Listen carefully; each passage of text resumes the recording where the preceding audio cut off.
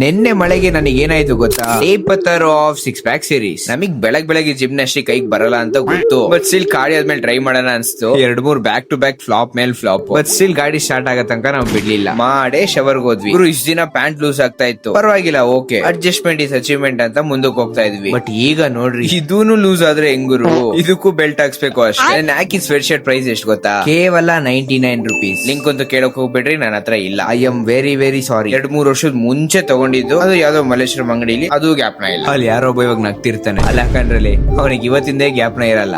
ನೀವು ಹೋಗಿ 2 ವರ್ಷದ ಮುಂಚೆ ಕೇಳ್ತಿದ್ದೀರಲ್ಲ. ಸಾಯಂಕಾಲ ಆಗ್ತಿದಂಗೆ ಇನ್ನೇನ್ ಅನ್ಕೊಂಡೆ ಗುರು, ನಾ ಗಾಳಿ ಬೀಸಿರೋದು ನೋಡಿ ಗೊತ್ತಾಯ್ತು. ಅಕ್ಕಂತ ಬಂದ್ಬಿಟ್ರು ವರ್ಷ madam.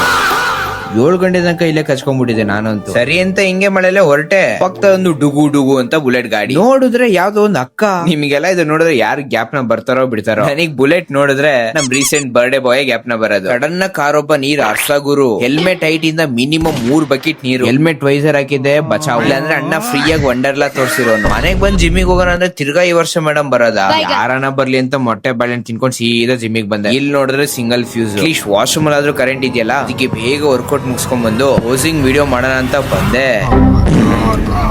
See guys, I'm not good at everything, but I'm very good at one thing, that's not quitting.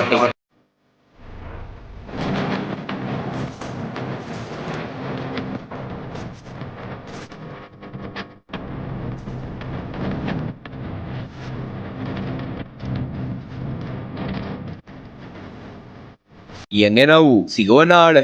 Bye bye.